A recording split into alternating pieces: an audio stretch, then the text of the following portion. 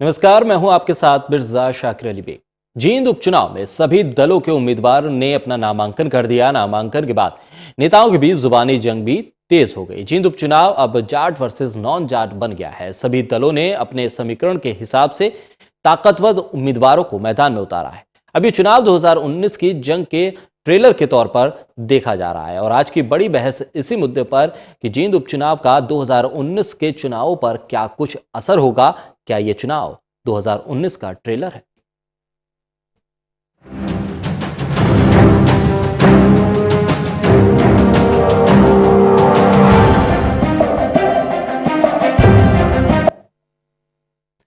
तो जींद उपचुनाव के लिए सभी पार्टियों के ने अपने अपने उम्मीदवार के नाम का ऐलान किया और सभी पार्टी के उम्मीदवारों ने नामांकन भी दाखिल कर दिया। बीजेपी ने जींद उपचुनाव में कृष्ण मिड्ढा को अपना उम्मीदवार बनाया तो कांग्रेस ने रणदीप सुरजेवाला पर दांव खेला। तो जननायक जनता पार्टी ने दिग्विजय चौटाला को चुनावी मैदान में उतारा है।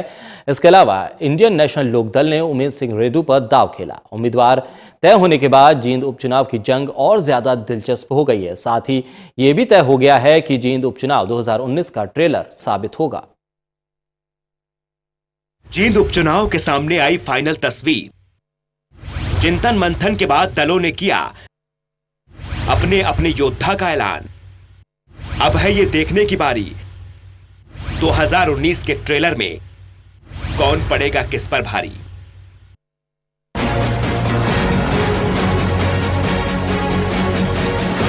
जींद उपचुनाव की फाइनल तस्वीर अब सामने आ चुकी है। इसमें कोई शक नहीं है कि जींद उपचुनाव 2019 की जंग का ट्रेलर साबित होगा। शायद यही वजह है कि सभी दलों ने गहन चिंतन और मंथन के बाद उम्मीदवार के नाम का ऐलान किया है।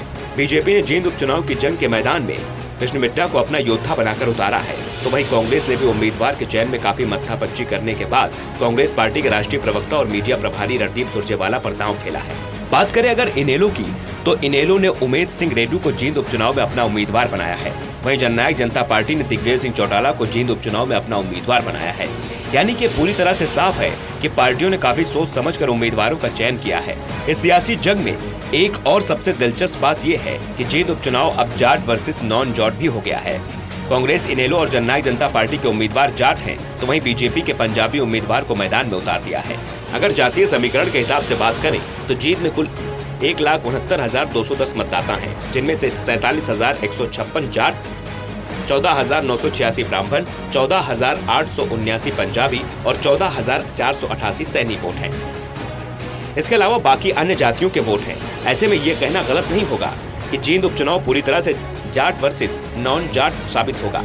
ऐसे में देखना यह भी होगा कि कौन उम्मीदवार किस पर भारी पड़ता है। उम्मीदवार फाइनल होते ही सियासी दलों में जुबानी जंग और ज्यादा तेज हो गई है। बीजेपी ने कांग्रेस उम्मीदवार रणदीप सुरजेवाला पर तंज कसते हुए कहा है कि कांग्रेस ने रणदीप सुरजेवाला को बलि का बकरा बना दिया है। सुरजेवाला एक बलि का बकरा बनाया है। कांग्रेस ने जो खुद सिटिंग एमएलए है वहां पर कैथल से, और जो हरियाणा की विधानसभा की उसकी जब भी विधानसभा का सत्र चलता है एक दिन भी मीटिंग में नहीं आया, इसलिए वो विधानसभा के अंदर जो 4 साल में एक दिन भी ना आया हो और सिटिंग एमएलए हो, तो कांग्रेस ने तो हार स्वीकार कर ली है। जैसे अभी हमारे भाई मनीष ग्रोवर जी कह रहे थे, सुरजेवाला जी के बारे में खास तौर से बात कहना चाहूंगी कि न केवल वो एक विधायक होने का उन्होंने फर्ज कभी अदा नहीं किया, अपने हल्के के लोगों की समस्या के लिए कभी विधानसभा ही नहीं पहुंचे, और दूसरी तरफ जब हरियाणा के हितों की भी बात आती है तो वो पंजाब में जाकर पंजाब की पैरवी करते हैं। सुरजेवाला आ जाए चाहे राहुल गांधी खुद आ जाए, क्योंकि कांग्रेस के पास अब और कुछ रहा नहीं है, तो कोई आ जाए। जींद उपचुनाव में कोई आ जाए, कहीं से आ जाए, कैसा आ जाए, जीतेगी भारतीय जनता पार्टी। हर पर कह रही है। दरअसल कांग्रेस ने हमेशा गरीबों की भावनाओं से खेला है, उनको अच्छा नहीं लग रहा।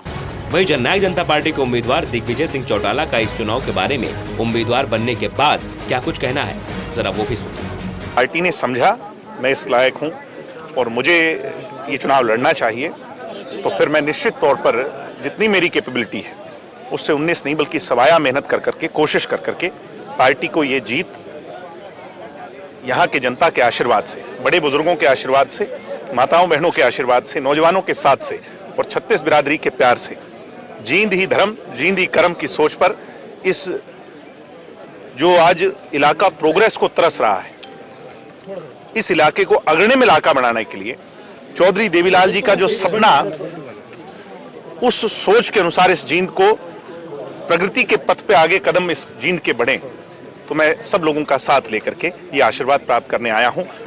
वहीं जींद उपचुनाव के लिए कांग्रेस ने भी एकजुटता दिखाकर अब पूरी तरह से कमर कस ली है और कांग्रेस जींद उपचुनाव में तमाम विरोधियों को धूल चटाने की बात कहकर जीत दर्ज करने का दावा ठोक रही है। वहीं जींद उपचुनाव में इनेलो का दावा है कि ये चुनाव इस बात को साफ कर देंगे कि लोकसभा और विधानसभा चुनाव से पहले कौन कितने पानी में है। उम्मीदवारों के नाम फाइनल होने के बाद जींद उपचुनाव में सियासी जंग और ज्यादा दिलचस्प होती नजर आ रही है। जींद उपचुनाव में बीजेपी की साख दांव पर है तो जननायक जनता पार्टी का भविष्य। यही चुनाव कांग्रेस की किस्मत का फैसला करेंगे, तो इसी चुनाव में इनेलो को भी ये पता चल जाएगा कि पारिवारिक विवाद का उसकी छवि पर क्या असर पड़ा है। Haryana desk total. तो आज की बड़ी चर्चा इसी मुद्दे पर और हमारे साथ खास मेहमान इस चर्चा में हमारे साथ बने हुए हैं केवल ढींगरा साहब कांग्रेस की तरफ से और वरिष्ठ पत्रकार वीरेंद्र सोनी जी हमारे साथ इस चर्चा में हमारे साथ बने हुए हैं। बाकी खास मेहमान कुछ ही देर में हमारे साथ चर्चा में जुड़ेंगे। केवल ढींगरा साहब, आपका रुख करूंगा। रणदीप सुरजेवाला एक बड़ा नाम आपने मैदान में उतारा, उम्मीदवार आपको नहीं मिल रहे थे, ये वजह थी या मुकाबला सख्त लड़ना चाहते थे आप? यहां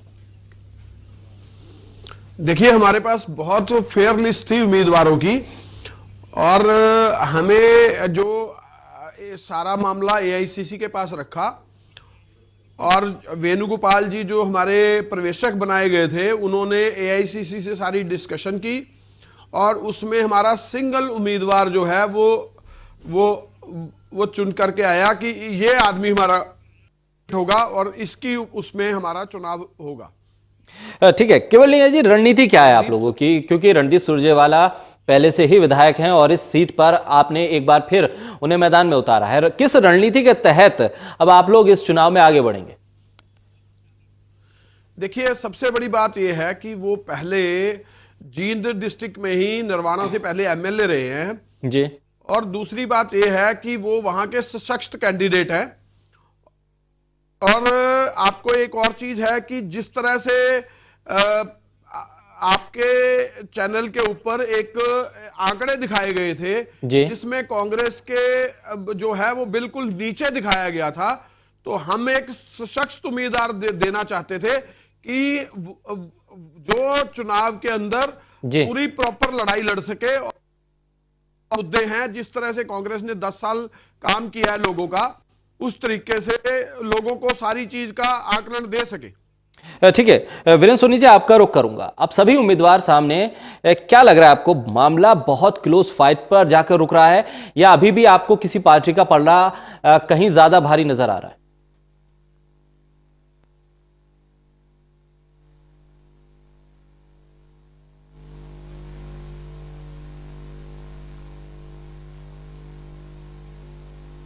जी, वीरेंद्र सोनी जी की आवाज नहीं आ रही, कुछ टेक्निकल प्रॉब्लम है, उसे दुरुस्त करेंगे, उसके बाद वीरेंद्र सोनी जी का रुख करेंगे। केवल ढींगरा साहब, आपका रुख करूंगा क्योंकि जिस तरह से भारतीय जनता पार्टी के तमाम नेता अब निशाने पे ले रहे हैं रणदीप सुरजेवाला को और तमाम तरह के बयान सामने आ रहे हैं और आपने इस रिपोर्ट में सुना भी होगा किस तरह के बयान रणदीप सुरजेवाला को लेकर वो लोग दे रहे हैं। आखिर क्या मुकाबले में अब सीधे कांग्रेस वर्सेस बीजेपी हो गई, क्योंकि बयान सीधे रणदीप सुरजेवाला पे दिए जा रहे हैं? देखिए, मैं आपको सीधी बात बताना चाहूंगा, भारतीय जनता पार्टी के अंदर हरियाणा में 3 बार हरियाणा को जलाया और उसके बाद 100 आदमी पुलिस की गोली का सीधे छाती पे शिकार। 2 बार हरियाणा के अंदर फौज बुलाई गई। जिस तरह से हरियाणा के बीजेपी के काम रहे, उसके अंदर आप ये देखिए कि किसानों को किस तरह से और सिर गंजे करके जो है सड़कों पे चौराहों पे किसान जो बैठे रहे और उनको उठा के पुलिस ने उनके घरों से गिरफ्तार किया कभी, और जिस तरह से बिजनेसमैन को नोटबंदी और जीएसटी में मारा, और तीसरी बात जहां तक कर्मचारियों के साथ जो ठगी करी इस सरकार ने, वो सारे लोग धरने ऊपर उनको लाठियों के साथ ये सरकार भांजती रही जी। इस बारे में ये सारे मुद्दे ही मुद्दे हैं। जहां तक जींद की बात है, किसान जींद का जो अंचल के अंदर किसान है, उनके साथ बहुत गलत व्यवहार किया बीजेपी की सरकार ने। ये बहुत बड़े मुद्दे रहेंगे जो बीजेपी की सरकार, और जहां तक एक टिकट के सवाल है, आपको एक चीज बताना चाहूंगा कि जिस समय हमारे पंचकुला के एमएलए हैं ज्ञानचंद गुप्ता जी, ये गाड़ी में बिठा के मांगेराम गुप्ता जी को ले जाते हैं और जहां लाखन माजरा में रास्ते में ही उनको गाड़ी से उतार दिया जाता है, जो कि टिकट के कैंडिडेट का उनको हवाला दिया जाता है कि इनको हम टिकट दिलवाएंगे बीजेपी से। और इस तरह के जो हाल किए बीजेपी ने, और लास्ट में जो कृष्ण मिड्डा को कैंडिडेट बनाया वो भी इनेलो के एमएलए रहे उनके फादर, और वो भी एक तरह से जो बीजेपी का अपना कोई उम्मीदवार ना होके, ठीक है, एक मांगा हुआ उम्मीदवार जो था वो बनाया गया। ठीक है। इस बीच हमारे साथ भारतीय जनता पार्टी से सत्यप्रकाश जी हमारे साथ इस चर्चा में जुड़ रहे हैं, और वहीं मनदीप बिश्नोई जननायक जनता पार्टी से हमारे साथ इस चर्चा में जुड़ चुके हैं। और अब सत्यप्रकाश जी, मैं आपका रुख करूंगा, अगर आप तक मेरी आवाज पहुंच रही हो। आपने कृष्ण मिड्डा को उम्मीदवार बनाया, कहा यह जा रहा था जब तक वो इंडियन नेशनल लोकदल के साथ थे तब तक जिताऊ उम्मीदवार थे, क्योंकि उनको इंडियन नेशनल लोकदल का जो वोट बैंक था वो मिला था, इसके आधार पर वो लगातार जीतते रहे, उनके पिता जीतते चले आए। लेकिन अब कृष्ण मिड्डा भारतीय जनता पार्टी के उम्मीदवार है, क्या कुछ आंकड़ा बदलेगा या अभी भी आप जीत का दावा कर रहे हैं? देखिए, सत्यप्रकाश जरावत था, मेरा पूरा नाम सत्यप्रकाश जरावत था जी। मैं आपको बताऊं भाई साहब, मैं अभी केवल धिंगड़ा जी की बात सुन रहा था और मैं दूसरों की भी बात सुन रहा था, दूसरी पार्टी के प्रवक्ताओं की, मनदीप जी की भी। मैं एक बात आपसे बताना चाहता हूं जी। देखिए, भारतीय जनता पार्टी चाहे छोटे चुनाव हो, निगम के हो, नगर परिषद के हो, और चाहे लोकसभा और विधानसभा के, प्रत्येक चुनाव हम एक चुनाव की प्रक्रिया के तहत बड़ी गंभीरता से और गंभीर उम्मीदवार देकर हम चुनाव लड़ते हैं। हम और लोगों की तरह नहीं, जिस तरह से कांग्रेस में एक विधायक को ही विधायक का चुनाव इसलिए लड़ाया जा रहा है क्योंकि इनके पास कोई उम्मीदवार नहीं है। अगर इनके पास उम्मीदवार होते तो ये निगम में भी चुनाव लड़ाते। निगम में इनके पास कोई उम्मीदवार नहीं थे और अभी विधानसभा में कोई कांग्रेस की टिकट पर चुनाव लड़ने के लिए तैयार नहीं है, जबकि भारतीय जनता पार्टी में खुद ही कह रहे हैं कि टिकट की लाइन लगी हुई। ये बात आप निश्चित तौर पे मान के चलिएगा। और एक बात और, इनको ढूंढे हुए मिला भी तो वो व्यक्ति मिला हरियाणा के अंदर जी, जिसने कभी पूरे हरियाणा में एक साथ, जब ये पीडब्ल्यूडी मिनिस्टर थे, कभी काम नहीं किया इसने। और यहां तक कि जब ये पंजाब के चुनाव का मैनिफेस्टो जारी करते हैं तो कहते हैं कि पंजाब का पानी पंजाब को रहेगा। इनको चुनाव पंजाब से लड़ना चाहिए वास्तव में। सत्यप्रकाश जी, बीजेपी को लेकर सवाल किया था मैंने, आपके निशाने पे कांग्रेस जितनी हम कह रहे हैं जी, हमारे पास उम्मीदवारों की लाइन, मैंने कहा आपको, लेकिन उस लाइन में आपको अपना कार्यकर्ता नहीं मिला। आपके कार्यकर्ता ने सोशल मीडिया पे लिखा था 32 साल पे 2 महीने भारी पड़ गए। नहीं, कृष्ण मिड्डा हमारी पार्टी के उम्मीदवार है। उन्होंने चुनाव नहीं लड़ा इनेलो से, उनके पिताजी थे और उनके पिताजी भी मूल रूप से, बेसिक रूप से भारतीय जनता पार्टी के साथ। ऐसे मूल रूप से कैसे? 2 बार वो इंडियन नेशनल लोकदल से जब विधायक हो सकते हैं तो ये मूल रूप से कहां से आ जाता है? देखिए, वो उनकी विचारधारा आरएसएस के प्रति थी, तो वो गलत विचारधारा में थे उस वक्त। नहीं, हाँ, ये बिल्कुल जो गलत विचारधारा में इनके सब, तभी इनकी दुकान खाली हो गई इन लोग। ठीक है, इनके अंदर अच्छी विचारधारा के लोग कोई रहे नहीं जी, और इनके दोनों अपने अस्तित्व की लड़ाई लड़ रहे हैं, चाचा भतीजा। ठीक है, पल्ले कुछ नहीं है। कांग्रेस के पास कोई उम्मीदवार नहीं जी, और जेजेपी के पास कोई उम्मीदवार नहीं। ठीक है, अपने पार्टी के मुखिया या उनके भाई लड़ रहे हैं। ठीक है, भारतीय जनता पार्टी के पास आपने ही कितने उम्मीदवार गिनवा दिए। ठीक है, हमारे पास तो उम्मीदवार बहुत है। और देखिए, हम कभी इस जाति पाति की राजनीति नहीं करते। अच्छा, भारतीय जनता पार्टी विकास के मुद्दे पर माननीय देश के यशस्वी प्रधानमंत्री ने जो काम किए, हरियाणा के मुख्यमंत्री मनोहर लाल जी ने जो काम किए, प्रदेश की सरकार ने जो विकास किया, उन मुद्दों को लेकर हम चुनाव में जा रहे हैं। ठीक है, मनदीप, मैं आपका रुख करूंगा। आपने दिग्विजय चौटाला को उतारा मैदान में और कांग्रेस ने रणदीप सुरजेवाला, और यही 2 उम्मीदवार जब मैदान में आए तो चर्चा काफी गर्म हो गई जींद चुनाव को लेकर। जब तक कृष्ण मिड्डा थे हलचल थी, लेकिन जैसे ही कांग्रेस और जननायक जनता पार्टी ने उम्मीदवार मैदान में उतारे, मुकाबला हर कोई कहने लगा है बहुत दिलचस्प और कांटे का हो गया है। सवाल यह है कि जननायक जनता पार्टी को क्या जींद में कोई उम्मीदवार नहीं मिला, क्योंकि विपक्ष ही कह रहा है कि परिवार से उन्होंने उम्मीदवार उतार दिया है, वजह क्या है? देखिए, जननायक जनता पार्टी पूरी की पूरी एक परिवार है, इसका प्रत्येक कार्यकर्ता उस परिवार का सदस्य है। आज कार्यकर्ताओं की सामूहिक राय से दिग्विजय सिंह चौटाला जी को उम्मीदवार तय किया है। लेकिन उससे पहले मैं एक बात और कहना चाहूंगा, अभी भारतीय जनता पार्टी के साथी कह रहे थे कि हम जाति पाति की राजनीति नहीं करते। निगम के चुनावों में जिस प्रकार से पंजाबियत का नारा मुख्यमंत्री महोदय ने मीडिया के माध्यम से नेशनल लेवल के अखबारों में भी छपा और जो विज्ञापन दिए गए उसमें पंजाबियत की बात की गई, इन्होंने तो जाति पाति के नाम पर बांटने की कोशिश की, जाट गैर जाट के नाम पर समाज को बांटने की कोशिश की। यही कारण है कि आज इनके पास कोई ऐसा कार्यकर्ता नहीं था जिनको ये चुनाव लड़वा के 4.5 साल के दौरान भी पैदा नहीं कर पाए। लोकसभा चुनाव में इनके पास 80% जो लोकसभा के उम्मीदवार थे वो माइग्रेटेड थे दूसरी पार्टियों से, विधानसभा के अंदर भी माइग्रेटिव थे। आज हालात ये हो गई कि 4.5 साल के बाद भी इन्हें केवल मात्र 2 महीने हुए जिस व्यक्ति को इनके पार्टी में शामिल हुए उनको टिकट दे रहे हैं। कांग्रेस की जहां तक मैं बात कहूं कि उन्हें अपने एक विधायक को, मौजूदा विधायक को, जिसकी मौजूदा विधानसभा में जो हाजिरी है वो ना के बराबर है, कभी जनता के बीच में वो रहे नहीं, केवल दिल्ली में बैठ करके मीडिया से मुखातिब होते हैं, 2 मिनट की बाइट देते हैं और अपने एसी रूम में जाकर के बैठ जाते हैं। तो आज इंडियन नेशनल लोकदल ने तो उस उम्मीदवार को दे दिया जो निर्दलीय के तौर पर अपना नामांकन शायद दाखिल करा चुका था। एक निर्दलीय को अपना टिकट देना, तो ये कम से कम ये लगता है कि उनके पास भी कोई व्यक्ति चुनाव के लायक नहीं है। भाजपा ने माइग्रेटिव है, कांग्रेस ने अपने विधायक को दिया। जननायक जनता पार्टी एकमात्र ऐसी पार्टी है जो 9 दिसंबर को जींद की धरती से शुरुआत जिसकी हुई थी और दिग्विजय सिंह चौटाला जी के मैनेजमेंट स्किल पूरी जींद की धरती, जींद के युवाओं ने देखी। आज युवा बदलाव करे। एक बात और कहना चाहूंगा, हिसार लोकसभा क्षेत्र के युवाओं को मौका मिला था देश की संसद में सबसे छोटी उम्र का सांसद भेजने का। आज जींद के युवाओं को, किसानों को एक मौका मिला है हरियाणा विधानसभा में सबसे कम उम्र का विधायक चुनने का, और मुझे पूर्ण विश्वास है कि जींद की जनता इस अवसर को अपने हाथ से जाने नहीं देगी। भाजपा की बेकायदियां और कांग्रेस के पास कैंडिडेट ना होना, इंडियन नेशनल लोकदल का वजूद खत्म होना, ये सब जींद की जनता अच्छे से जानती है। और जननायक जनता पार्टी भारी बहुमत से यहां से विधायक चुन करके विधानसभा में जाएगी और अपना खाता खोलेगी।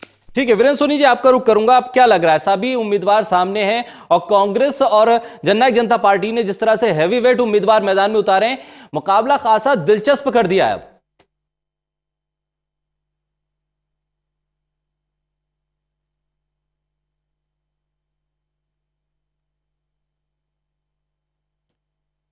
ठीक है, वीरेंद्र सोनी जी का मैं रुख करूंगा क्योंकि तकनीकी कुछ समस्या, ऑडियो नहीं आ पा रही है, जब तक वो दुरुस्त होती है। केवल टिंगरा साहब, मैं आपका रुख करूंगा। बात हो गई उम्मीदवारों की, लेकिन अब मुद्दा क्या रहेगा, मुद्दे क्या होंगे? 18 दिन लगभग है मतगणना के लिए, और ऐसे में क्या कुछ होगा मतदान के लिए, माफ कीजिएगा, तो ऐसे में मुद्दे क्या कुछ रहेंगे कांग्रेस की तरफ से? क्योंकि आप लोगों के सभी नेता, बड़े चेहरे नामांकन के वक्त भी थे और नामांकन के बाद भी वहां दिखाई दिए। क्या कुछ मुद्दे रहेंगे जिसको लेकर आप अब प्रचार में उतरने वाले हैं? सबसे पहले अभी जेजेपी के प्रवक्ता बोल रहे थे जी, मैं आपको ये बात बताऊं, जेजेपी और आईएनएलडी के जो अगर हालात देखे जाए तो इन दोनों दलों के नेता जो है वो भ्रष्टाचार के मामले में जेल में है, और इनके पास कोई मुद्दा तो है नहीं, क्योंकि इनके नेता ही अपने 6 साल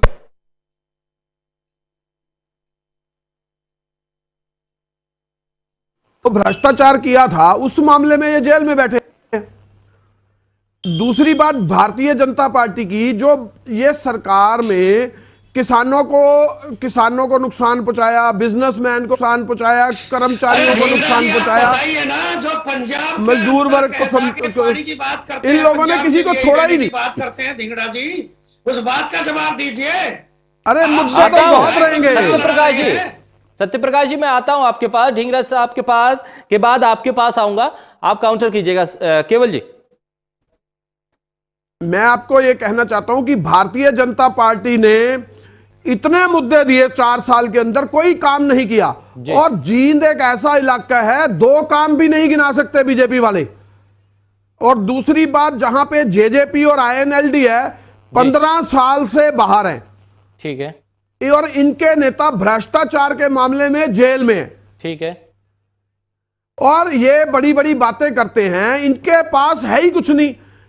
10 साल कांग्रेस ने जो काम किया, उसी ने बिजली के यूनिट लगाए, किसानों का बिजली के बिल माफ किए, जो कोऑपरेटिव लोन थे उसमें इंटरेस्ट कम करने का काम किया, जींद में स्पेशली कई सड़कें बनाने का काम किया, कई ओवरब्रिज बनाने का काम किया, रेलवे लाइन को विस्तार करने का काम किया, बस स्टैंड को बड़ा मुद्दा था उसको बाहर निकाल के बड़े बस स्टैंड को बनाने का काम किया, और भी कई बड़े बड़े काम किए। जिस तरीके से ये लोग हैं, इनका कोई काम ही नहीं है इलाकों के अंदर, और ना ही कोई काम गिना सकते हैं। ठीक है, मैं ब्रेक का वक्त हो रहा है, उसके बाद में सत्यप्रकाश जी आपका रुक करूंगा और मनदीप आपके पास भी आऊंगा, और तमाम क्या कुछ मुद्दे रहेंगे आप लोगों के इन चुनावों को लेकर, उस पर चर्चा करेंगे। फिलहाल एक छोटे से ब्रेक का वक्त हो रहा है।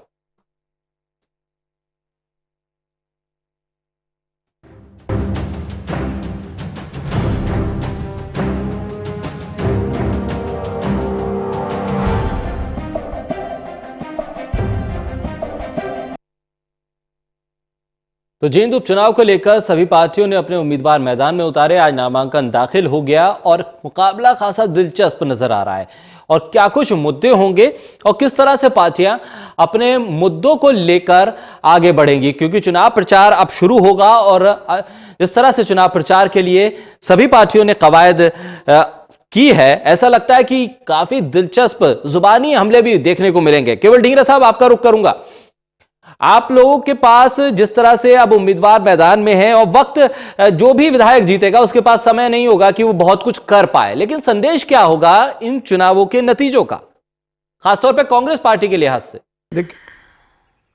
देखिए, सबसे बड़ी बात तो यह है कि कांग्रेस ने 10 साल जो काम किया था वो लोगों के बीच में लेके जाएगी और बताएगी कि जींद में कितने काम हुए। दूसरी बात, जहां तक बीजेपी के लोग हैं, ये विकास की बात तो करते हैं, लेकिन विकास जो है वो चंडीगढ़ में आज देखा गया था, जब बराला साहब के लड़के वर्णिका कुंडू वाले मामले में उनके ऊपर एफआईआर दर्ज हो गई थी। जहां पे दूसरी बात करें तो म्युनिसिपल कॉरपोरेशन में जाखल के अंदर सारी सीटों के ऊपर बराला साहब के कैंडिडेट सभी हार गए। तो ये तो सारी बातें क्लियर होंगी। और जहां तक भी कांग्रेस का काम है, उन्होंने काम करने का काम किया और इन्होंने जातियों को लड़ाने का काम किया। ठीक है, यहां से एक संदेश जरूर जाएगा कि किस तरह से विधानसभा आने वाले चुनाव और जो लोकसभा चुनाव है वहां क्या कुछ होगा।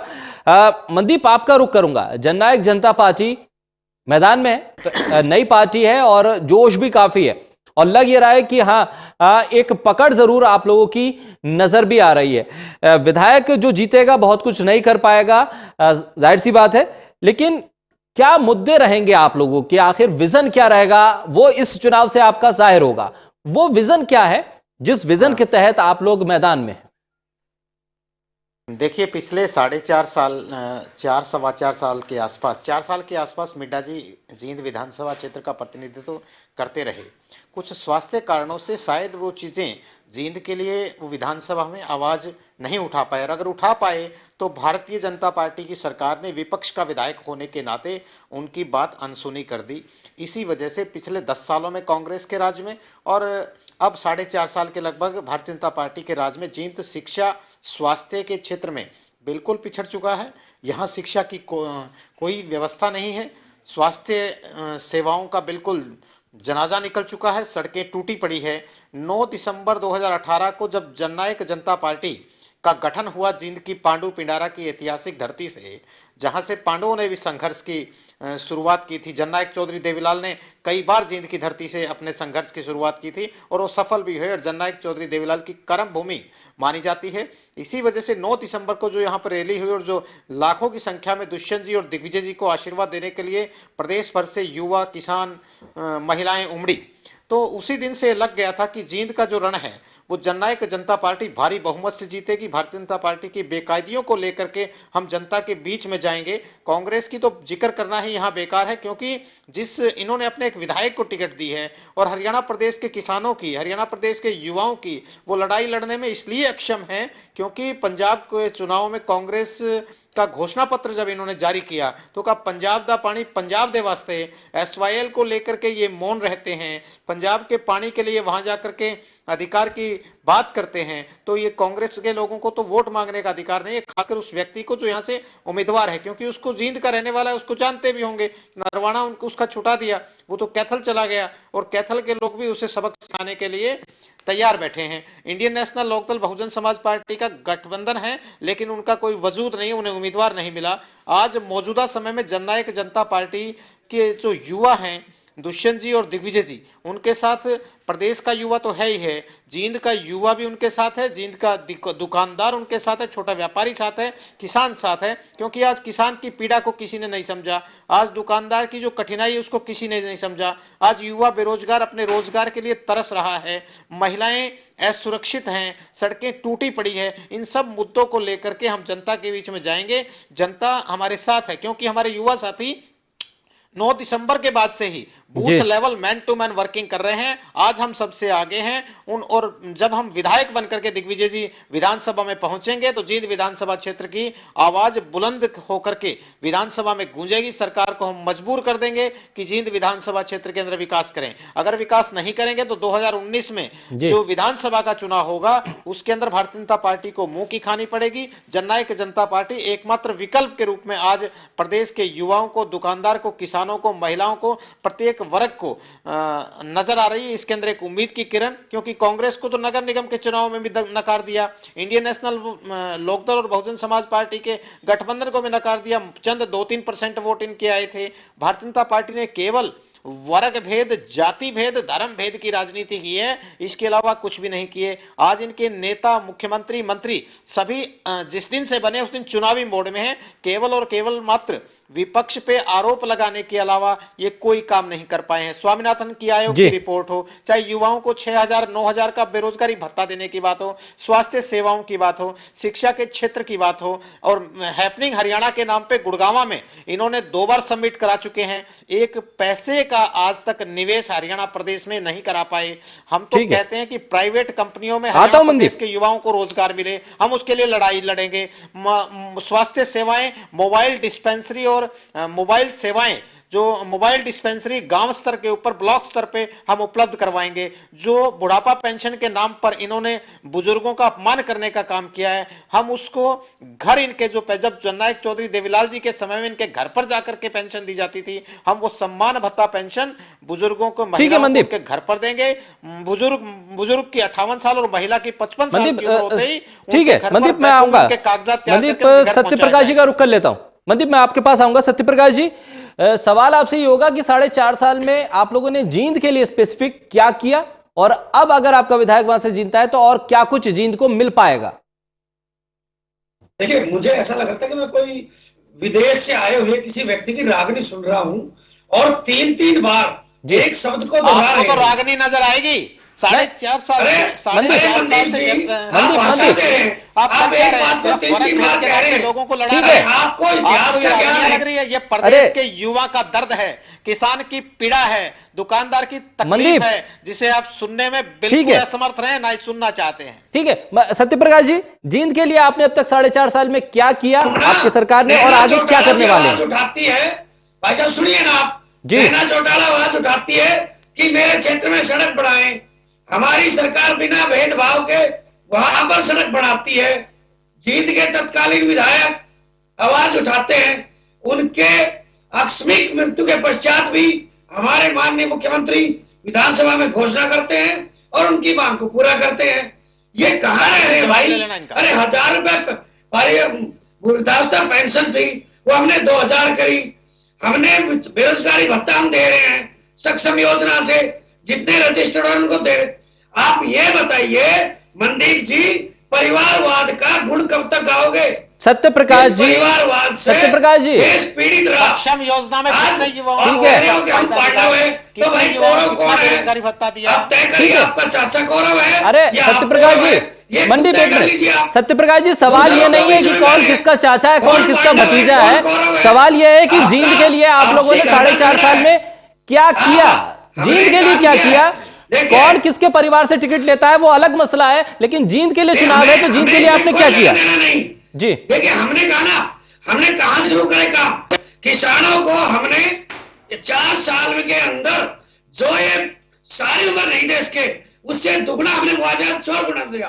3000 करोड़ रुपया हमने किसानों को मुआवजा दिया भाई। हमने शेड्यूल कास्ट अनुसूचित जाति की तमाम मांगों को माना, चाहे एससी कमीशन, सफाई आयोग, हमने शरण की मांग को मांगा। आज हमने शरण गरीबों को आरक्षण दिया। ये बताइए, ये रह किस जगह रहे हैं? इनको या तो ज्ञान नहीं है या ये जानना नहीं चाह रहे। अरे भाई, ये सुनिए, आप नए नए भर्ती हुए हैं राजनीति में, आपने चाचा से ट्रेनिंग ली है लूट भ्रष्टाचार की, आप उसी में आपका वही फोकस है और आप कह रहे हैं आप विकास करेंगे। आपसे 48 साल तक आप या आपके पूर्वज ही तो थे, प्रदेश में राज कर रहे थे। आप नहीं तो आपके दादाजी सर मुख्यमंत्री थे, आपके परदादाजी मुख्यमंत्री थे, आप ही तो लोग थे। हरियाणा को बर्बाद करने का जो कार्य, दूषित कार्य आप लोगों ने किया, आप बताइए 48 वर्ष में क्या किया? हमने 4 वर्ष में काम गिना दिया। लेकिन सवाल अगर कानून व्यवस्था का आएगा तो लोग सवाल करेंगे कि भाई सेना क्यों आई हरियाणा में 4.5 साल में, तो सवाल तो ये भी होगा जी। सत्यप्रकाश जी, ठीक है। केवल डिंगरा साहब, मैं आपके पास आऊंगा, कुछ तकनीकी समस्या है जिसको दुरुस्त करेंगे। केवल डिंगरा साहब, जिस तरह से जी जी जी दादाजी की तरह हमने अलमारी काट के नौकरी नहीं दी। हमने नौकरी दी है मेरिट पे। हमने सीएलयू का भ्रष्टाचार नहीं किया। कितनी नौकरियां दी है सत्यप्रकाश जी? सत्यप्रकाश जी, कितनी नौकरियां दी है? 2 लाख नौकरी प्रति वर्ष देने की बात कहने वाले मात्र चंद हजार, देश के विकास के लिए केवल मात्र 7-8 हजार नौकरियां आपने पूरे 4.5 साल में दी है। इसे आप नौकरी कहते हैं? हम काम करेंगे।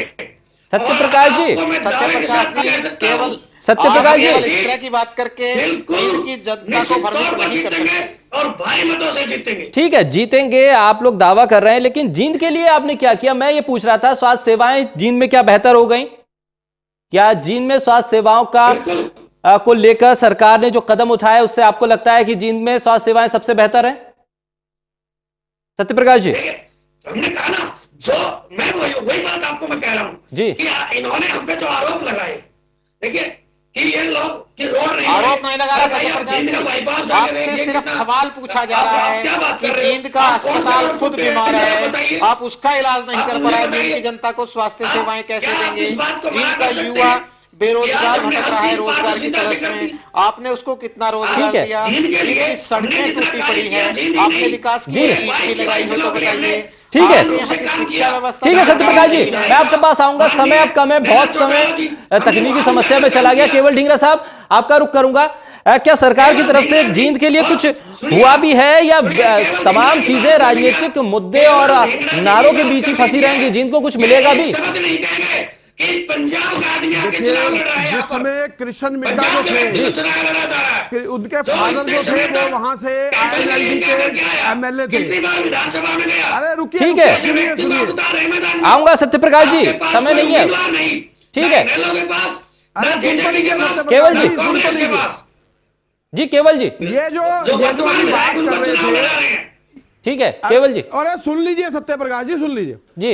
ये जो अभी बीजेपी वाले बात कर रहे थे, ठीक है, इनकी जो, अरे सुन लो, ठीक है सत्यप्रकाश जी, 4.5 साल में इस प्रदेश को बर्बाद करके जो योजना थी वो परिवारवाद की बात कर रहे हैं। बीमा योजना थी। अरे सत्यप्रकाश जी, ये चुनावी मंच नहीं है, जी जाइए वहां प्रचार कीजिए, यहाँ कम से कम सवालों के जवाब दीजिए।